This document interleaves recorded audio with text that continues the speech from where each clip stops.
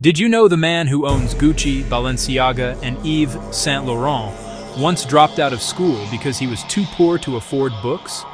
His name is François Pinault, and his journey from a woodcutter's son to a luxury brand billionaire will blow your mind. Before he became one of the richest men in France, this boy was bullied for wearing old clothes and smelling of sawdust. Here are 10 incredible facts about the man who turned poverty into a global empire.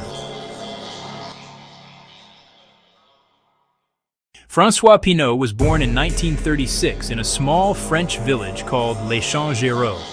His father ran a tiny lumber business, barely making ends meet. The family lived without electricity for years, and winters were spent burning leftover wood to stay warm. Pinault was bullied at school for being poor. Teachers called him the farmer's boy. At 16, humiliated, he dropped out, forever. No college, no diploma, just a dream to survive. After leaving school, François worked in his father's timber yard, chopping logs, cleaning sawdust, and loading trucks.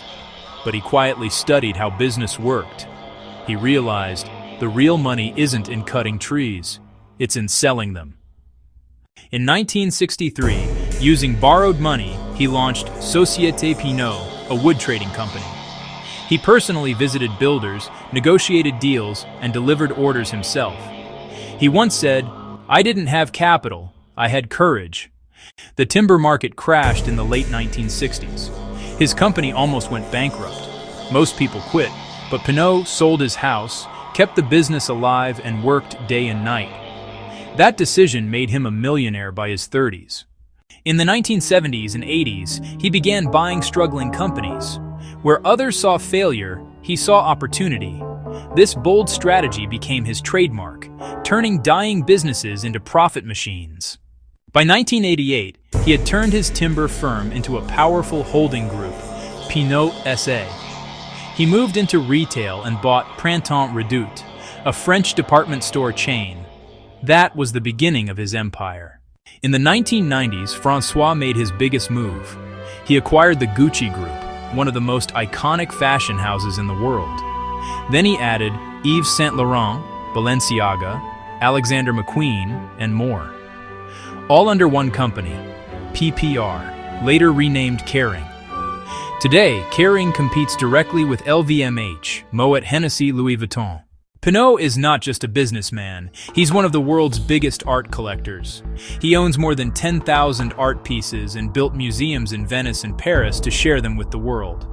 He believes art and fashion are both forms of power and culture. François Pinault is now in his late 80s, but his empire continues through his son, François-Henri Pinault, who runs Kering today.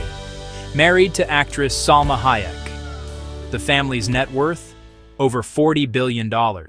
And yes, it all started with a boy who once couldn't afford school shoes. Despite his wealth, François lives quietly and avoids interviews. He once said, "Luxury is not money, it's freedom." Even today, he visits his hometown, remembering the sawdust that built his future. From sawdust to Gucci, François Pinault's story proves one thing. Sometimes the biggest empires are built by people no one believed in.